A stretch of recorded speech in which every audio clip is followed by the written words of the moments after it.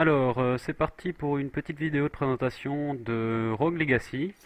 Donc c'est un jeu qui est sorti, qui vient de sortir la fin juin 2013, développé par Cellar Door, donc un petit studio indépendant, disponible sur PC avec une version Linux et Mac prévue. Euh, donc vendu à 15 euros sur le site directement du développeur. Je mettrai le lien dans la description de la vidéo. Et évidemment sur les plateformes de téléchargement. Évidemment, moi je conseille de l'acheter directement aux développeurs. En plus, là ils offrent une version sans DRM et avec une clé Steam, donc c'est vraiment excellent. Il y a une démo aussi qui est disponible sur le site. Voilà. Alors, le jeu, qu'est-ce que c'est? Donc en fait, Rogue Legacy, c'est un jeu de plateforme roguelike. Donc, jeu de plateforme, c'est relativement évident. On le voit dans cette partie de jeu. Il y a une autre partie un peu plus gestion que je montrerai après. Mais donc cette partie effectivement c'est plateforme action et roguelike puisque tous les niveaux sont générés aléatoirement. Donc ça veut dire que aucune partie ne se ressemble. Et on retrouve également quelques autres aspects habituels des roguelikes, notamment le fait que ce qu'on appelle le permadef, donc les morts sont permanentes et donc on meurt très facilement dans ce jeu, hein, très régulièrement. Vous allez voir ça, une partie en général dure maximum quelques minutes et après on recommence quoi. Alors ce qui est intéressant avec ce jeu, c'est que la mort est vraiment intégrée dans le système de jeu. C'est pas vous recommencez de zéro à chaque fois. En fait, la mort est utile. Je vais je vais vous montrer comment euh, dès que dès que je serai mort. Euh, En fait, ce qui se passe, c'est que donc là, je collecte un maximum de pièces d'or. Hein, vous les voyez en détruisant, en tuant des monstres, en détruisant des trucs. Là, je collecte des pièces d'or. Et en fait, une fois que je serai mort, ce trésor sera légué à mes descendants. Euh, alors ça, c'est une salle challenge, une salle défi. Donc pour ouvrir le coffre là, il faudrait que je passe sans prendre de dommages. Ce qui est, je pense, impossible avec mes stats et mon équipement. Donc je vais même pas essayer. Donc je disais, oui, je léguerai donc le trésor que j'ai amassé à mes descendants, euh, qui vont pouvoir acheter des upgrades. Donc c'est le concept du jeu en fait, c'est que à chaque fois on refait une partie, on prend le descendant du personnage avec lequel on vient de mourir, et à chaque fois on est un peu plus fort. Alors au niveau du style, oulala, ouh. Au niveau du style, moi ça m'a pas mal rappelé les jeux NES, SNES type Ghost and Goblins, Castlevania. On sent clairement cette influence. Euh, il y a un petit dans le style, j'ai trouvé il y a un petit côté Terraria aussi. Vous voyez dans les meubles, dans le design et dans la progression aussi du donjon. Euh, Bon, ce qui est pas étonnant puisque c'est aussi un roguelike. Qu'est-ce que ça fait ça? Hop. Ah, tiens, ça c'est la première fois que je le vois. Je sais pas du tout ce que ça fait. On verra, ça sera surprise. Alors ça c'est la porte du boss. Que je vais peut-être vous montrer, tiens d'ailleurs. Je pense que je vais pas faire long feu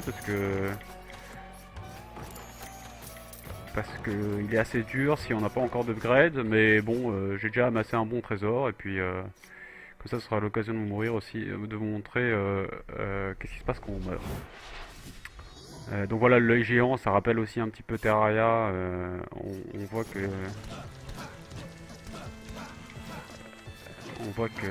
qu'il a été influencé à ce niveau-là, mais bon, il a quand même son propre style, quoi. Hein, ça c'est. Ouh là là. Pourquoi je perds tout mon or? Ouh Euh, donc voilà, je meurs, mon personnage meurt, mais comme je disais, ce n'est pas la fin, puisque maintenant je vais choisir un héritier. Donc vous voyez, ça c'était mon personnage dans le tableau des ancêtres, ça c'était mon personnage. Et là je peux choisir parmi 3 héritiers. Donc chacun a sa particularité. Donc on a la classe du personnage. Donc là par exemple vous voyez on a un mage, un chevalier et encore un chevalier.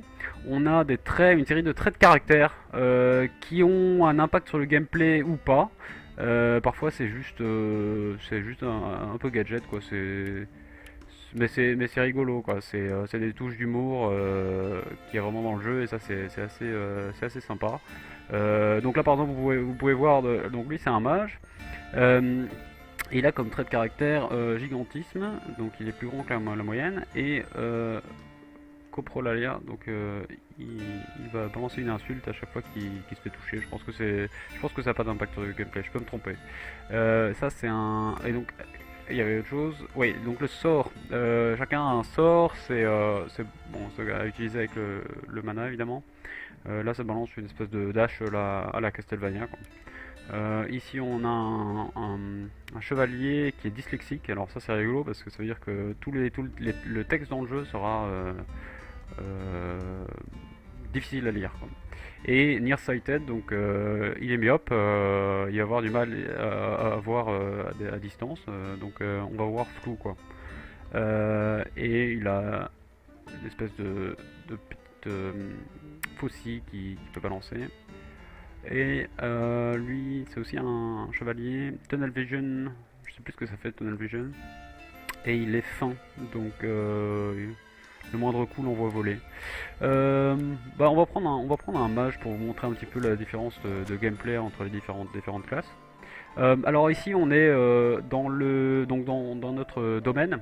Qu'on va construire, donc comme je disais avec l'or qu'on a amassé lors du dernier run. Donc là vous pouvez voir quand je suis mort j'avais amassé 430 pièces d'or. Et avec cet argent je vais pouvoir construire, acheter des upgrades, construire mon domaine pour donner des avantages aux descendants quoi. Donc là bon, le seul truc que je peux acheter pour l'instant c'est le blacksmith qui va me permettre d'acheter des armes et qui me donne accès aussi à d'autres upgrades. Donc là je peux acheter un upgrade pour augmenter la vie de mes descendants et là le mana quoi. Et donc ça va s'appliquer à tous les prochains personnages quoi. Ça va rester et donc c'est vrai que c'est un côté assez sympa. Ça donne vraiment une bonne courbe de progression quoi. On n'a pas l'impression de recommencer à zéro à chaque fois. À chaque fois on est à chaque run on est un peu plus avancé quoi. Donc ça c'est vraiment un aspect chouette. Donc là, le blacksmith, c'est un des commerçants qu'on peut avoir. Ils vendent des équipements. Donc là, vous pouvez voir, il y a encore beaucoup à débloquer. Il faut trouver en fait un blueprint dans les coffres, dans le donjon.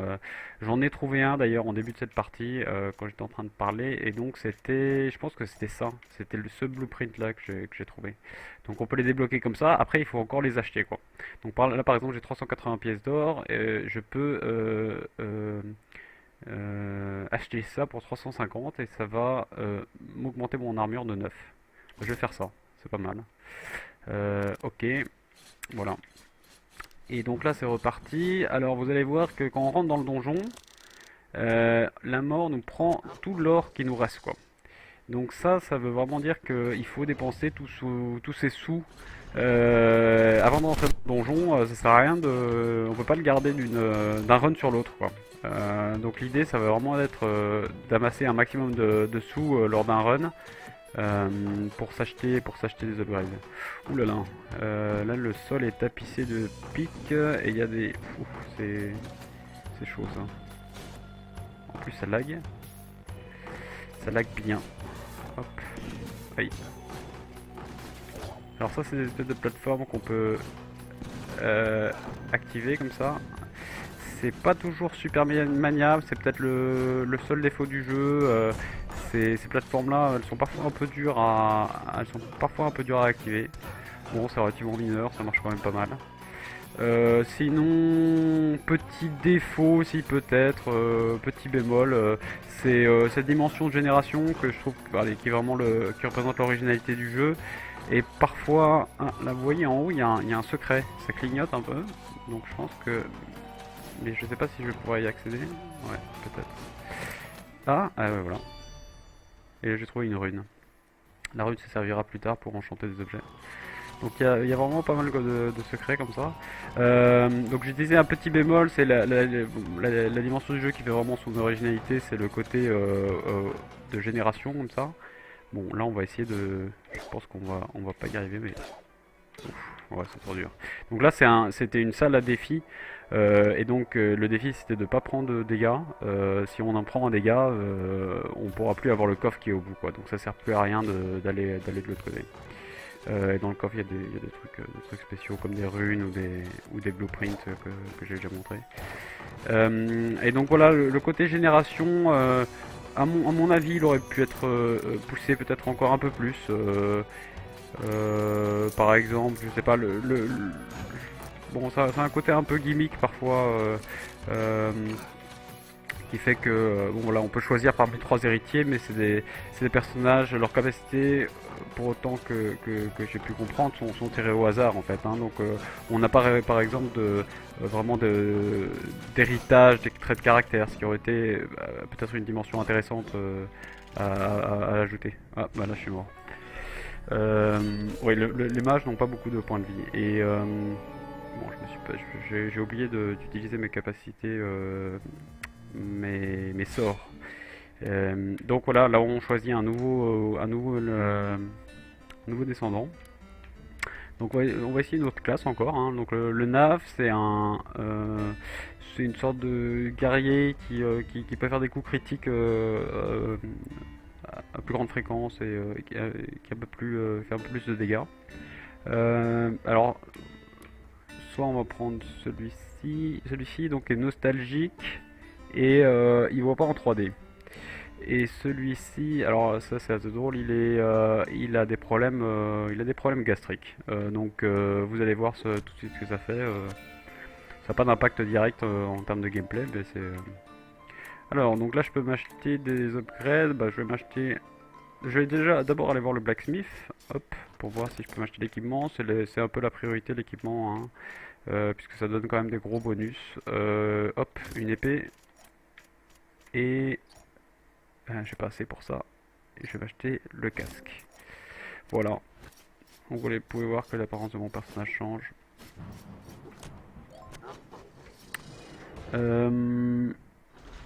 Et donc, ouais, voilà. Le seul petit bémol, c'est que, à mon avis, ils auraient peut-être pu exploiter un petit peu plus cette dimension voilà, de génération. Mais ça reste un jeu vraiment sympa, très original et comme je dis, très, très sympa à jouer parce qu'il y a cette courbe de progression régulière. On n'a pas l'impression euh, de faire des runs pour rien quoi, et donc ça c'est chouette. Au niveau des influences, je parlais de Castlevania, Ghost and Ghouls tout à l'heure. Clairement il y a aussi moi ça m'a beaucoup fait penser dans des jeux plus récents à Spelunky. Donc pour ceux qui connaissent, c'était un... Oulala.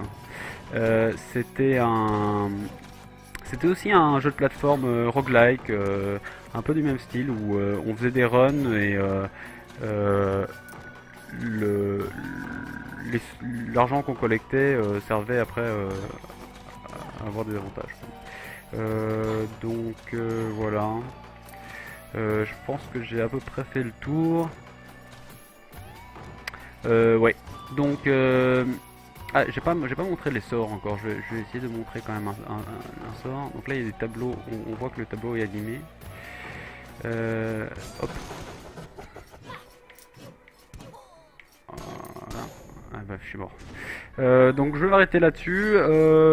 J'ai commenté un petit let's play à côté, donc je vais mettre le lien dans la description si vous voulez suivre sur une partie un peu plus longue, voir comment ça se déroule. N'hésitez pas à suivre ça. Vous pouvez vous abonner à ma chaîne, comme ça vous aurez directement les updates. Voilà. À la prochaine. Salut, au revoir.